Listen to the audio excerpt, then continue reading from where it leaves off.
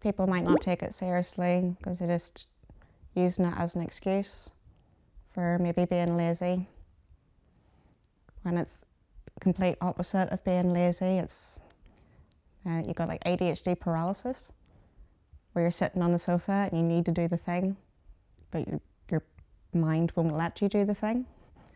I forgot the question.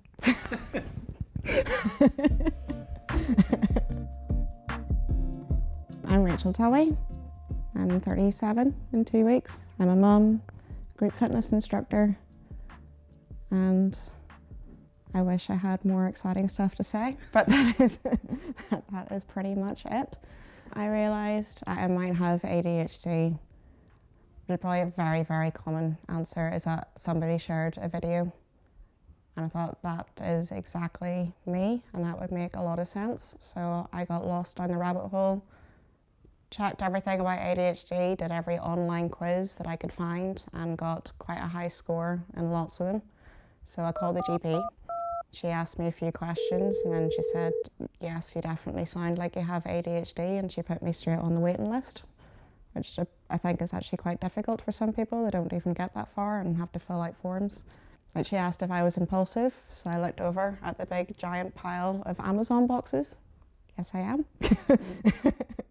I don't know what's arriving most of the time. A goat could arrive in the post, and I am due my assessment anytime now, any day now, which would be a relief. What should have been like a lightning bulb was my GCSEs, where I spent ages making this really beautiful schedule for my GCSE revision. It was all colour coordinated with little post-its, and my mum was really, really impressed. That was it. I didn't actually revise for my GCSEs whatsoever. I would sit on the floor and fold socks. I would organise my books and my CDs into alphabetical order. I would do absolutely anything apart from sit down and revise, and then I would cram it all in the taxi on my way to the exam. When I went to tech, I did art for 2 years and didn't get onto the course that I wanted to at uni, so I had to go do the foundation course, which was exactly the same thing that I'd been doing for 2 years. I wasn't really enjoying the course. I found it quite boring. So I just left and then went to Australia. So before I thought I had ADHD, work-wise, I would have jumped from job to job quite a lot. Every job I started was like the best job ever. I was going to work my way to the very top, and then as soon as I got bored, I would suddenly turn into the worst employee ever because I just had no interest whatsoever. I'd get in trouble for stuff without even trying to. I got a written warning for being tired because I'd actually had 3 jobs at the same time with a newborn baby, because I had to try and do too much, and I have to do the best that I can at everything, but then I end up doing a bit of a rubbish job at all of them because I'm trying to do everything at once. Then I'd just go and move on to the next one.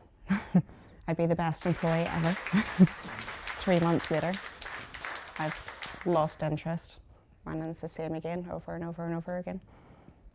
My sleep is awful and has always been awful, and I've given up really trying to make it better. I'll lie down in bed for about 2 hours overthinking, and then I'll get frustrated with myself for overthinking, and then I'll shout at myself in my head and tell myself to shut up.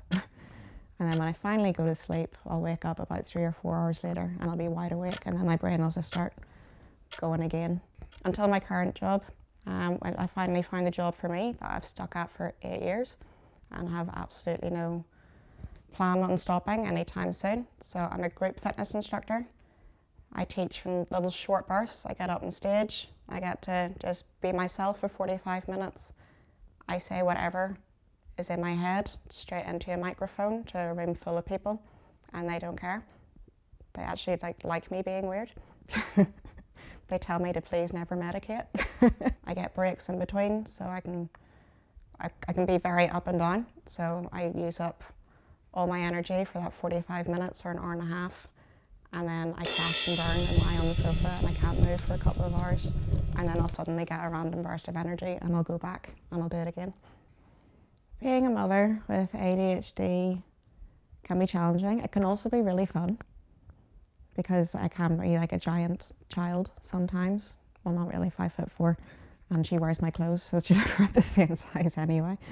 I think it's more difficult for women to get an ADHD diagnosis. I think it's getting better.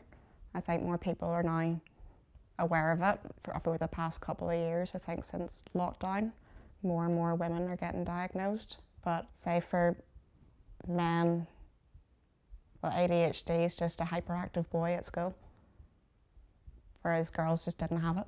Women could be sitting still, but inside their head is a big, massive ball of anxiety, and you might get misdiagnosed for anxiety and depression in and out throughout your life. But it's been ADHD the whole time. The doctor actually referred for me to be seen for anxiety about 20 years ago. And once I sat down in front of a psychiatrist, I just went, well, you don't seem very anxious, and they just sent me on my way, and that was it.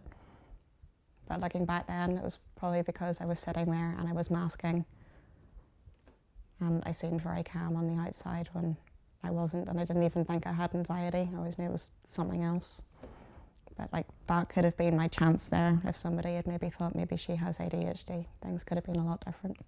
I don't think people in Northern Ireland are as well supported as they are in the UK.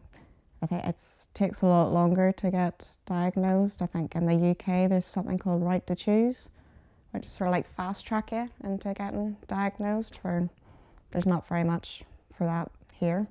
Apart from Spark, I haven't heard of any other support. You're just on your own, really. My name's Cara.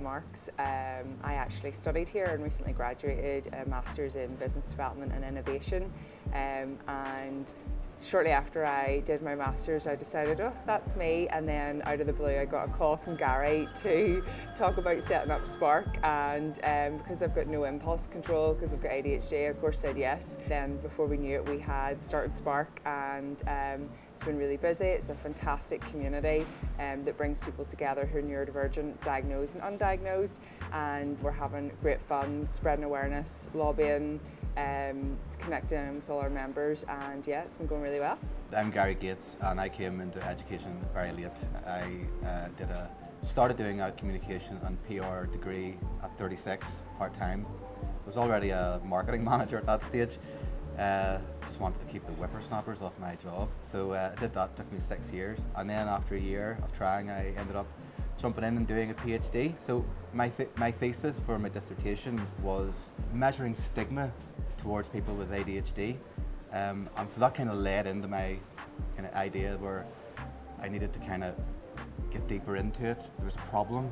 I was diagnosed. There was no way to be diagnosed anywhere else after TikTok kind of sorted that out in 2020, and I just felt that I needed to do something, so I did a PhD. I got in, and I'm doing it here, and it's fantastic, and I'm investigating the pathways to late diagnosis. Cara and I come from a background that, I mean, you could call it high stigma, you could call it whatever, you know, it was all wrapped up into like little words, like you're a this, you're a that, so don't be a sissy, you know, and then so all of these images would just kind of enforce all these negative things, and it kept us all kind of squashed up into one big dominant standardized thing, and so we couldn't really work very well in that. You know, we couldn't function very well. But what I'm seeing in the youth is nothing short of brilliance, and I want to say that I have 5 girls, and the eldest one up there is 19, and for all their faults, the faults are only there because it took us 26 to 30 to 35 years to develop, and sometimes adults forget that. But what I'm seeing now is like an understanding of the breakdown of the brain, the breakdown of how things work, and a much more understanding and accepting view of that. And I just want to let you know that I see that, and I really appreciate that, and so does Cara. And if we can keep that going, then we're going to get somewhere in this world. But in the meantime, if you need any help whatsoever, Spark is free.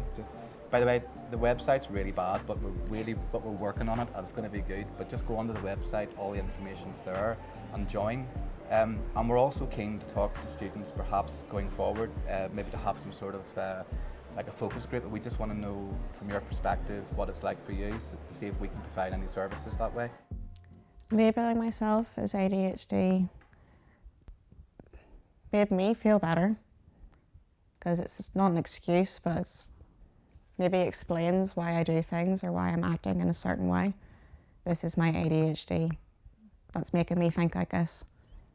It's like that other person who told me something minor probably isn't thinking about it whatsoever while my head is spiraling, and maybe being a bit more patient with myself and trying to be less hard on myself.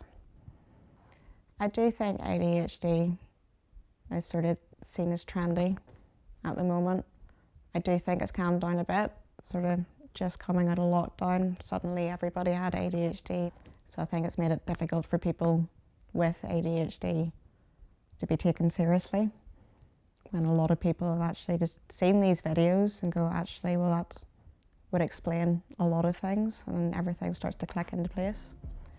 But yeah, I do still think it's the in thing at the moment.